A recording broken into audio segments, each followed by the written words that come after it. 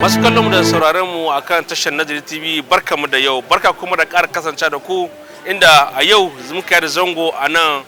village artisanal wadata domin halartar bukukuwan masu aikin hannu wanda ake yi a kowace shekara. Wannan bukukuwan su ne karo na 31 da ake yi a nan babban ƙasar mu ta Nijar a cikin jihohi dama. A yau kuma muna nan babban birnin Yamai domin ganin yadda wannan bukukuwan suke wakana. Ba tare bata lokaci ba sai ku biyo mu domin ganin yadda wannan bukukuwan ke gudana. Sunana Sale Abdullahi,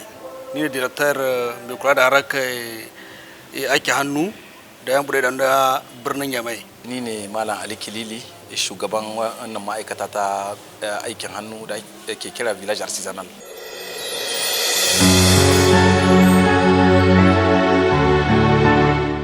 Ma'aikata ta masu aiki hannu da kawancan su Village Artisanal wanga masu aiki hannu muka shirya waga sallai. To,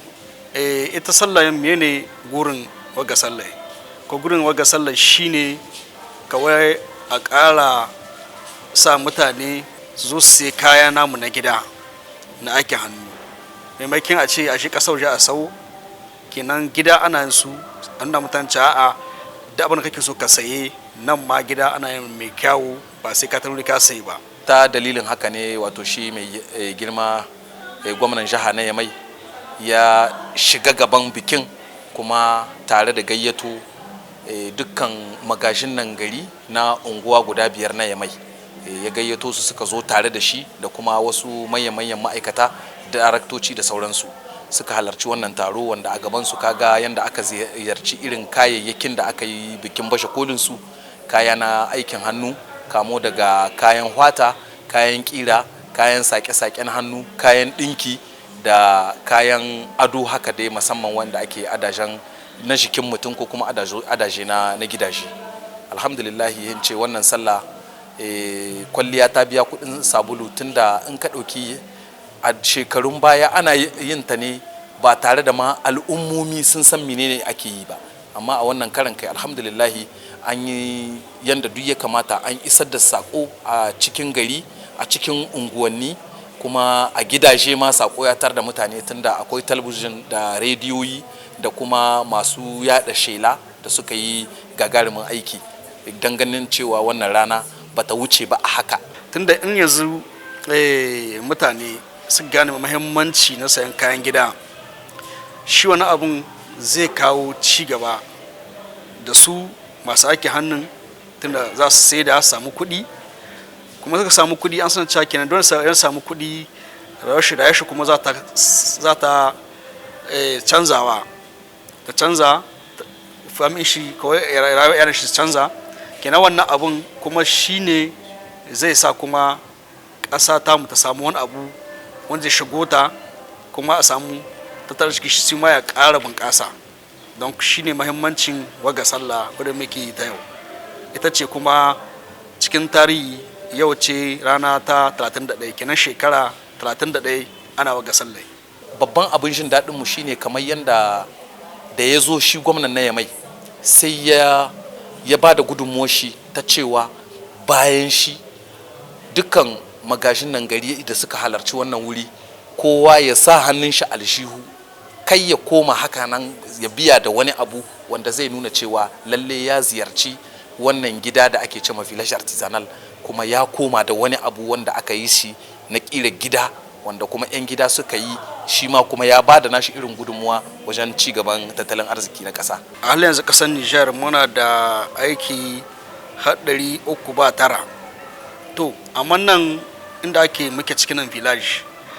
ba duka aikan ba ake yi gaba ɗaya, amma na aiki wanda ala misali na kiyasi in ce ya yi aiki kala 20 wanda ake yi. In kudi ba yanzu ka kusa bajar kudi da ake yi bancin rahuna da muka sa, kuma akwai cikin shaguna ana aikin da ya aikin kwata, ana aikin kira, kuma ana aiki na sarrafa abinci haka kawai ko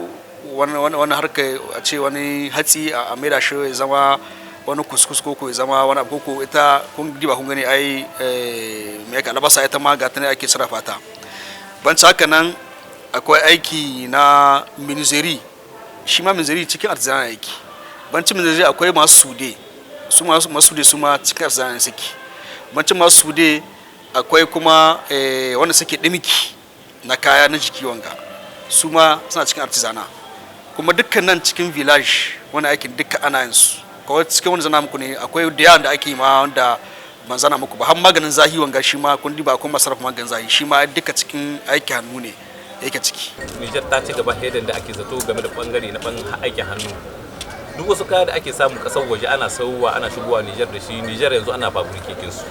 Wallahi Nijar mun samu ci gaba wajen bangaren hannu daga mun matasa tun muna matasa yanzu har mun kai masu gidaje na kanmu an samu ci gaba na bangaren hannu abubuwa da dama wanda suke dafe itranje ake dauko su aka kawo mana yanzu nan Nijar mu da kanmu gida muna yin fabrikekin su. Yanzu kiran mu ga 'yan kasa su mai da hankali ga sayan kaya prodi na Nijar. Saboda sai sun kama sun sa hannu sannan kasa za ta develope kuma sannan wannan aikin ma'aikata su da kansu samu kura jikin da za su yin aiki har na baya gare su su ma su yi koyi su ce suna so su yi wannan aikin. Kasan mu tana cikin halin matsi inkiya na tattalin arziki, matsi na rayuwa wanda kungiyoyi waɗanda Nijar ta kai kanta da kanta ta shiga a ciki kuma ganin abubuwan da suka wakana ita kungiyar sai ta ɗauki matakan cewa bari ta matse ƙasanmu ta danne ta hana baƙi shigowa a rihe iyakokinmu a yi hana mu kaza da kaza da kaza da kaza dai abubuwa wanda suke masu takaici wanda suke taɓa zuciya su ne yasa aka ce to wannan karo na bana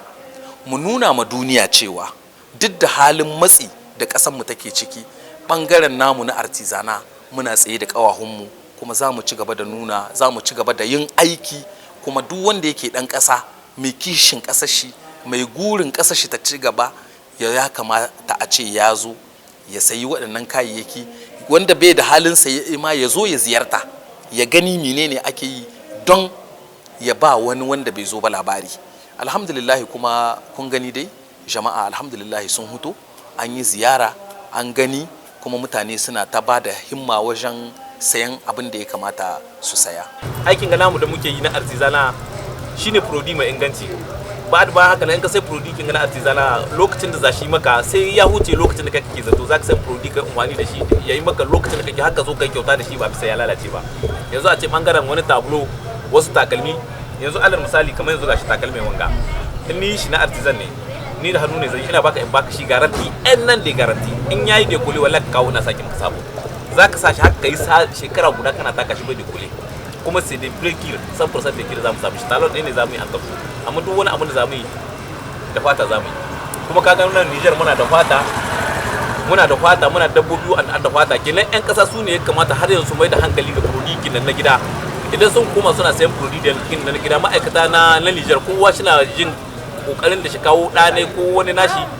shi koyi wannan aikin na hannu saboda shi na shi ne ba da kishi zuwa gaba. Lalle nan da shekara guda in Allah ya yarda in Allah ya ara mu rai idan kuka zo a cikin irin wannan biki za ku ga kuma kayan ba irin waɗanda aka saba gani ne za a inganta su za a kyautata su kuma za a kyautata wajen farashin saida su dan da shi mai saye ba zai ji tsoron sayen su ba. Masu kallo da saurare duka nan ne zamu da aya a cikin wannan shiri da muka tanda muku na tuni koko bukukuwan sallar ma'aikata aikin hannu wanda artisanal wadata cewa da village sun ka gabatar karo na 31 ne an kai kuma muka ce muku Allah ya bada sa'a Allah ya kai mu baɗi war haka ga duk masu aikin hannu Allah maimaita musu baɗi kuma Allah ya ba su sa'a aka ayyukan da suka yi ku ci gaba da bibiyan mu a cikin shafin mu na Facebook, YouTube da sauran manhajojin mu na yanar gizo-gizo da dai sauransu.